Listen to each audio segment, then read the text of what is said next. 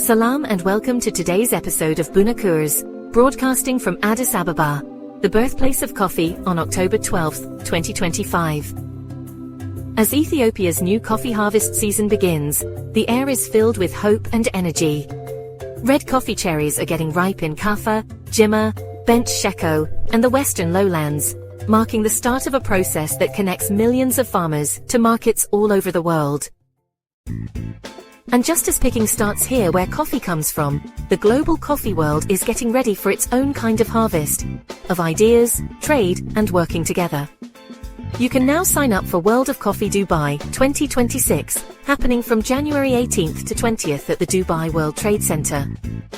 This event brings together coffee growers and sellers from Africa with coffee roasters, buyers, and new thinkers from all over the world. For Ethiopian sellers, co-ops, this is where their harvest stories meet amazing new markets. From the roaster village to the farmer's pavilion, it celebrates the same important things that make Ethiopia's harvest special: careful work, openness, and connection. You can sign up to show your products or visit at dubai.worldofcoffee.org. September in Ethiopia was a month of excitement. After a lot of rain, the skies finally cleared, and you could really feel the energy in all the growing areas. Farmers are getting ready to pick, sort, and prepare what many think will be one of the best harvests in years, both in how much coffee there is and how much it's worth. But with all that hope came a bit of caution. Many sellers are starting the season with more money after a good harvest in 2025, which makes everyone want to buy the cherries. Early prices are around 100 birr per kilogram, and people think they might go up to 150 or even 200 birr as more people want to buy. This situation creates a push and pull between a good chance to make money and the cost of doing business. Higher cherry prices mean farmers earn more, but they also mean less profit for sellers and roasters. In the western lowlands, early blooming meant picking started sooner. Trucks are already taking the first batches to washing stations. In the highlands, the coffee cherries look healthy, with lots of branches and everything ripening at the same time. Experts say this is a well-balanced crop, helped by last year's rain and steady weather.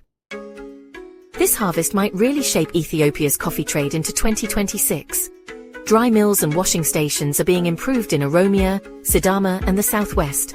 Sellers are putting money into areas closer to where the coffee is grown, doing more of the process themselves to keep more of the value and make it easier to track where the coffee comes from. So, tracking where coffee comes from is still very important. The European Union's Deforestation Regulation, or EUDR, was actually supposed to start in December 2025, but in September 2025, the European Commission announced they would wait another year because their computer systems weren't ready, and there were other problems. This delay gives countries that sell coffee a little more time to get ready, but it also adds, well, some uncertainty for planning far ahead. Ethiopian sellers who have already mapped their farms and put their supply chains into digital systems see this delay as both a relief and a frustration. It really shows how much the industry has grown. Being able to track coffee is now just how business is done, not just something outside groups want. Meanwhile, new market forces are appearing. China is playing a bigger role in Ethiopia's coffee trade, with more buyers setting up offices in Addis Ababa and other main cities, which means coffee is going to more places than just the usual European and US markets. This harvest begins at a point where old ways of doing things are changing to meet stricter global rules, and where demand is shifting because Asia wants more good quality coffee.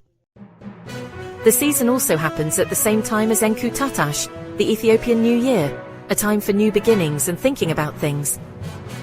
In the highlands, communities get ready for long days of picking and drying.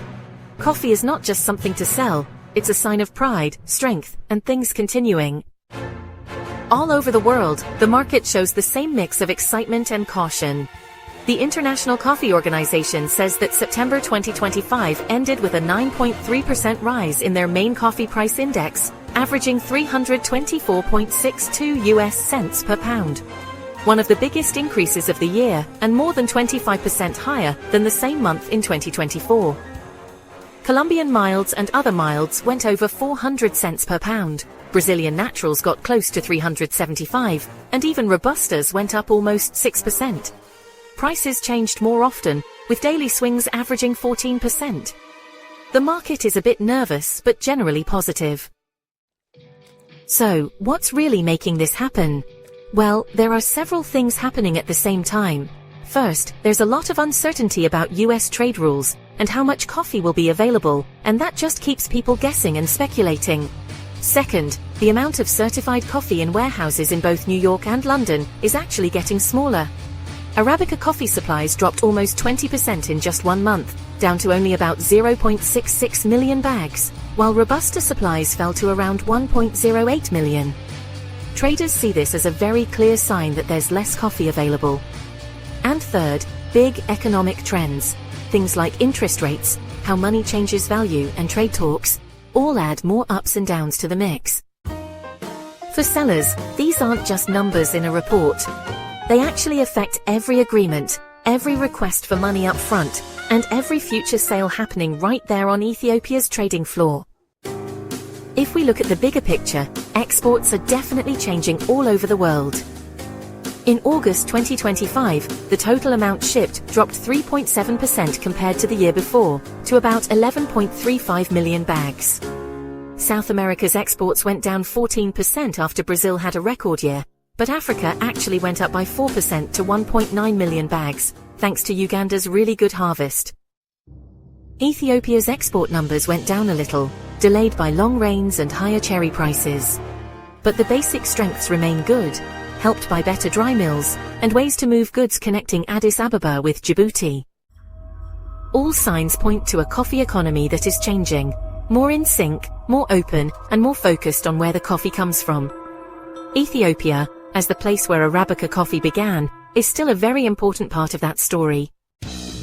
Every coffee cherry picked, pulped, and dried this month affects trends from Tokyo to Toronto. The first roasting pans in Jimma or Sidama already show what the global market is thinking. Sellers and co-ops now focus on one word: quality. After last year's large amounts, this season will be known for clear taste, good balance, and being consistent. Coffee tasting labs in Addis are getting ready for early samples. Behind every taste note is months of hard work, skill, and risk. For small farmers, problems still exist: getting money, storage, and information. But year after year, the harvest continues. Coffee in Ethiopia is not just how people make a living, it is their history and their strength. As the sun rises over western forests, pickers move through rows of red and green, filling baskets that mark the start of another global story.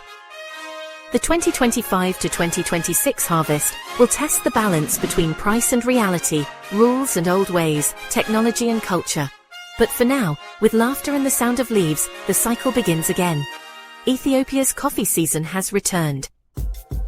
This episode was mostly put together using information from Tribeca and the International Coffee Organization's September reports. You've been listening to Buna Kurs, broadcasting from the birthplace of coffee. Stay tuned for our next episode connecting where coffee comes from, the industry, and markets all over the world.